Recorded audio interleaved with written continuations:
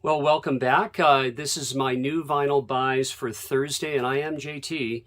And so I have five beautiful records to show you. Just got them in the mail. Really happy to have these. And I mean, I just got them. I just got two of them today. So not going to bust them out yet. So I'll just go ahead and get started and showing you what I have. And first of all, here's a band. I've shown two of these records as of late. And I got to show this one too. This is their second record from 1965, and that would be The Pretty Things. And that is Get the Picture. And, you know, if you like the Rolling Stones, you know, and more of the garagey sound, you're going to like The Pretty Things. Let me show you the hype on this one.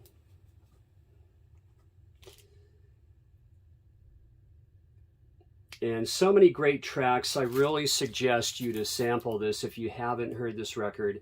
I have it on CD. I collected them heavily, you know, in the last 10, 15 years on CD. And The Pretty Things from 1965. Really glad to have this one. Now I have about four Pretty Things records on vinyl. I think I'll stop there for a while.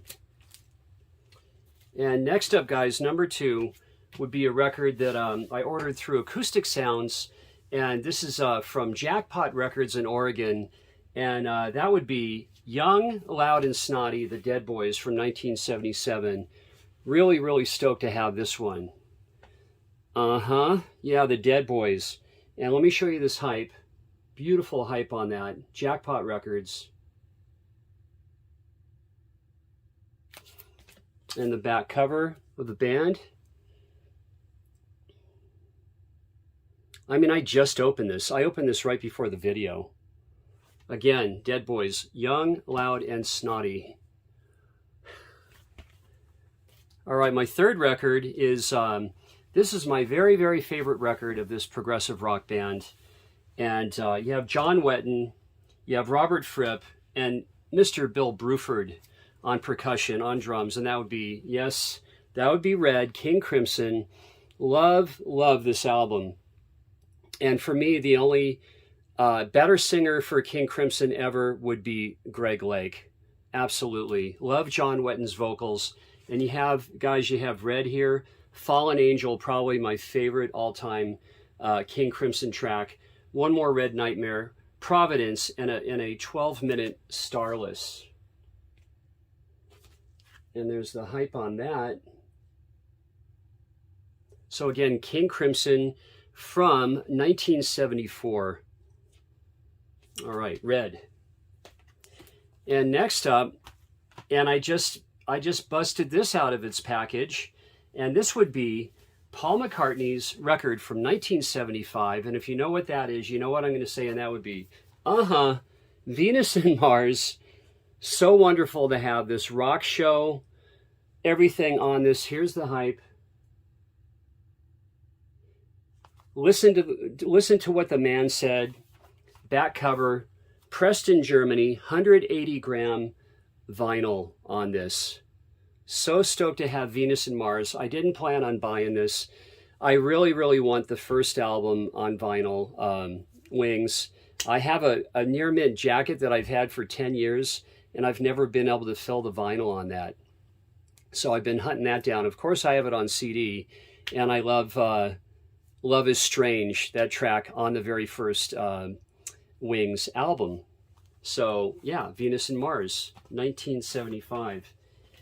And my number five, guys, is a record I really want to show. They finally reissued it after all these years. Bought it through Acoustic Sounds. It was a pre-order, and that would be the very first Eric Clapton. And there's really a great deal to say about this record. This is where EC really was getting countrified. He had jumped in with Delaney and Bonnie, Delaney Bramlett, the great songwriter. And Delaney Bramlett wrote a great deal of the songs on here. Blues Power was written by Leon Russell and EC. And you have so many players. Look at the back cover here. You've got Jim Gordon, Leon Russell, Bobby Whitlock, who was with him in Derek and the Dominoes. And, you know, there's kind of like a lukewarm reception for Eric Clapton. I kind of get it, except that me being an OG and old enough, I just know that, you know, the music in 1970 was so rich with country rock. You had the Byrds, you had the early Eagles, who didn't even get their started yet. That came, you know, around 1971 or whatever. But these guys, you know, paved the road. And Eric Clapton, and let me show you something else. And this guy right here, this record was influenced an awful lot from Delaney and Bonnie, because George Harrison was in Delaney and Bonnie's band as well. Here's another artist that was in Delaney and Bonnie's band. That would be Dave Mason, who produced his best record ever, Alone Together. So many great musicians on this record. Only You and I Know. And this is where they got together with Delaney and Bonnie. So by the time Eric Clapton had left the Cream and done a lot of great work with Derek and the Dominoes, and too sad that we only got one album out of Derek and the Dominoes, you know, he rotated, finally released his first record, and it's just very, very roots, what we call Americana now.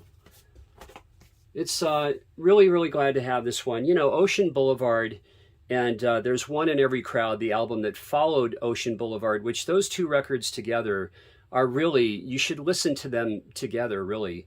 Yeah, I mean, you know, he has at least 5 or 6 outstanding albums. Slow Hand was very commercial. I was there when it came out. I mean, it was great. He gives a nod to John Martin on that record with May You Never.